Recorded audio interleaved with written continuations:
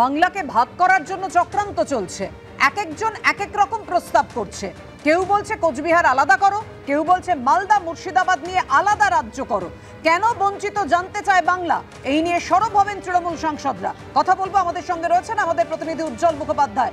উজ্জ্বল, মুখ্যমন্ত্রী বিধানসভায় বলেন যে ভোট এলেই বিজেপির মুখে ভাগের কথা, কেনই বা তিনি ভোটাভুটি চাইলেন?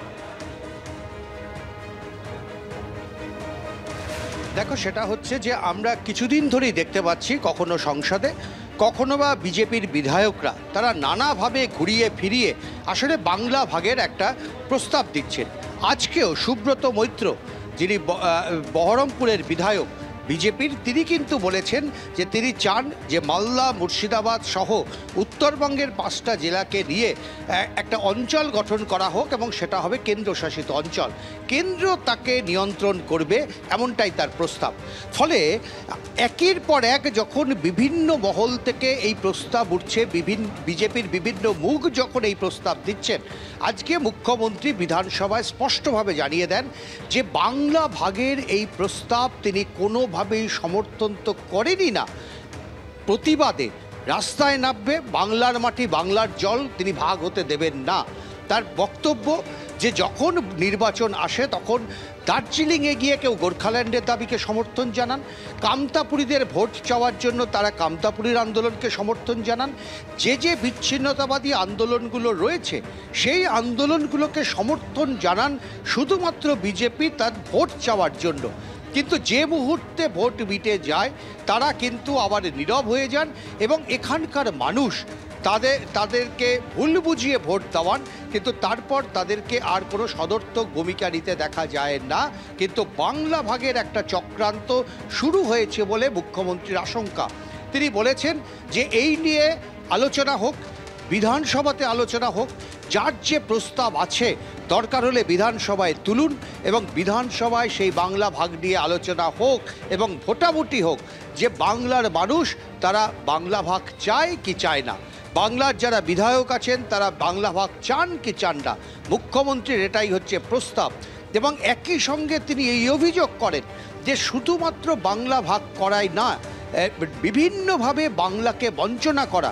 নীতি আয়োগ কমিটির বৈঠকে তার বক্তব্য 5 মিনিট পরে বন্ধ করে দেওয়া, আসলে এগুলো বাংলার বিরুদ্ধে বিজেপির জিহাদ ঘোষণা। কারণ এই রাজ্যে লোকসভা নির্বাচনে বিজেপি আশানুরূপ ফল করতে পারেনি, সেই কারণেই বারবার বাংলার বিরুদ্ধে চক্রান্ত চলছে। এবং যদিও আজকে মুখ্যমন্ত্রীর এই বক্তব্য রাখার পর শুভেন্দু অধিকারী কিন্তু জানিয়েছেন যে তারা বাংলা ভাগ চান না। কেউ কোনো মন্তব্য করতে পারেন, কিন্তু তারা বাংলা ভাগের বিরুদ্ধে। যে কথা তুমি বলছো, যখন রাজ্যভাগ ইস্যুতে বিধানসভায় সরব হয়েছেন মুখ্যমন্ত্রী মমতা বন্দ্যোপাধ্যায়, শুভেন্দু অধিকারী তারপর প্রতিক্রিয়া দেন দলগতভাবে বাংলা ভাগ চাই না। আর কি বলেছেন তিনি, রাখবো আপনাদের। ওটা ওনার ব্যক্তিগত মত। ভারতীয় জনতা পার্টি পরিষ্কার স্ট্যান্ড, আমরা বঙ্গভঙ্গ, বাংলা ভাগ, ইউটি, আলাদা রাজ্য এসব চাই না। দলগতভাবে আমি বলতে পারি আমাদের বক্তব্য খুব পরিষ্কার। হিন্দু পলায়ন রুখতে অবিলম্বে অনুপ্রবেশকারীদেরকে চিহ্নিত করতে হবে। রোহিঙ্গা অনুপ্রবেশকারীদেরকে ঘাড় ধরে বের করতে হবে। 72টা জায়গায় বিএসএফকে জমি দেওয়া হয়নি, কাঁটাতারের বেড়া করার জন্য অবিলম্বে জমি দিতে হবে। এবং উত্তরবঙ্গে এইমস সহ উত্তরবঙ্গে আইআইটির মতো কারিগরি প্রতিষ্ঠান সহ উত্তরবঙ্গের বঞ্চনা নিরসনে অবিলম্বে পশ্চিমবঙ্গ সরকারকে কাজ করতে হবে। মমতা বন্দ্যোপাধ্যায় বলছেন বাংলা ভাগের চক্রান্ত চলছে। শুভেন্দু অধিকারী বলছেন যে দলগতভাবে আমরা বঙ্গভঙ্গের বিরুদ্ধে। কিন্তু নতুন করে এই বিতর্কের সূত্রপাত হয়েছিল গত 24শে জুলাই, যখন উত্তর পূর্ব উন্নয়ন প্রতিমন্ত্রী সুকান্ত মজুমদার তিনি বলেন যে প্রধানমন্ত্রীর কাছে একটি প্রস্তাব দিয়ে এসেছি যেখানে উত্তরবঙ্গকে উত্তর পূর্বের অন্তর্ভুক্ত করার আবেদন করেছি। সেদিন কি বলেছিলেন তিনি, শোনাব। আজ মাননীয় প্রধানমন্ত্রীর সাথে আমি দেখা করেছি এবং দেখা করে মাননীয় প্রধানমন্ত্রীর হাতে একটি প্রস্তাব তুলে দিয়ে এসেছি, আপাতত যে একটি প্রেজেন্টেশন তুলে দিয়ে এসেছি যাতে নর্থ ইস্টের সাথে উত্তরবঙ্গের সিমিলারিটি কী কী আছে এবং তার ফলে উত্তরবঙ্গকে নর্থ ইস্টের অন্তর্ভুক্ত করা যেতে পারে, এই ধরনের প্রপোজাল আমি মাননীয় প্রধানমন্ত্রীকে দিয়েছি।